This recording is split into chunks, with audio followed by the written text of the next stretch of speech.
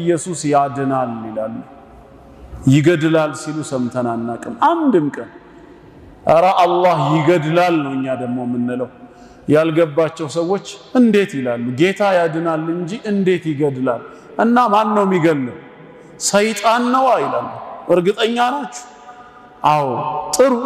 ሰይጣን የገደለው መዳኑንና መኖሩን አምላክ የፈለገለትን ሰው ነው ወይስ አይደለም ነው ጥያቄው። የሰውየውን መኖር አምላክ ፈልጎለት ከነበር ሰይጣን መጥቶ ከገደለው በሰውየው ላይ ኃይል ያለው አምላክ ሳይሆን ማን ሆነ? ሰይጣን ሆነ ማለት ነው። ስለዚህ ሊመለክ የሚገባው ሰይጣን ነው። አይ መጀመሪያውኑ አምላክ እንዲጎዳ እንዲገደል ፈቅዶ ነበር ከተባለስ ሰይጣን ሰበብ ሆነ እንጂ ጉዳት ከሱ ዘንድ ሊመጣ አይችልም። ስለዚህ እንደኛ ሙስሊሞች እምነት ሰዎችን የሚያድን ብቻ ሳይሆን ጌታ አላህ የሚገድልም እርሱ ብቻ። ወደዚህ ዓለም ስንመጣ ያለሱ ውሳኔ ያለሱ ፍቃድ እንዳልተወለድን እንዳልመጣን ሁላ ይሄንን ዓለም ስንሰናበትም ያለሱ ውሳኔ አንሞት።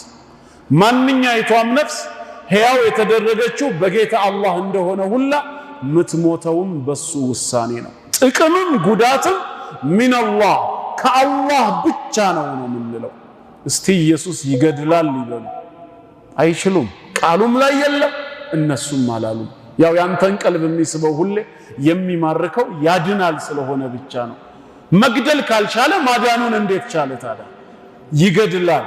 የኛ ጌታ ግን ራሱ እንደነገረ هو الذي يحيي ويميت ሕያው ያደርጋል ይገድላልም ነው። ማዳን ሕያው ማድረግ ብቻ ሳይሆን መግደልም የሱ ስልጣን ነው። ጥቅምም ጉዳትም ከሱ ዘንድ ብቻ ነው። ምን ይላል ይሄ ጌታ ስለዚህ ጉዳይ ሲነግረን? በሱረቱል ማኢዳ ቁጥር 76 ላይ አምስተኛው ሱራ ቁጥር 76 ቁል ካዲያኖችን በሏቸው ይላል። አተዕቡዱነ ሚን ዱኒላህ ከአላህ ሌላ ያሉትን ትገዛላችሁ እንዴ? ማላ የምሊኩ ለኩም በረን ወላ ነፍዓ ለናንተ ጉዳትንም ጥቅምንም የማይችሉ አለ። ምን ማለት ነው? ጉዳት ደርሶባችሁ ያን ጉዳት ሊያነሱ ሊገልጹላችሁ ወይ ጉዳትን በእናንተ ላይ ሊወስኑ እንዲሁም ጥቅምን ወስነው ሊያመጡላችሁ ወይ ደግሞ በእናንተ ላይ ጥቅምን ሊያስቀሩባችሁ የማይችሉ አካላትን እንዴት ትገዛላችሁ በላቸው።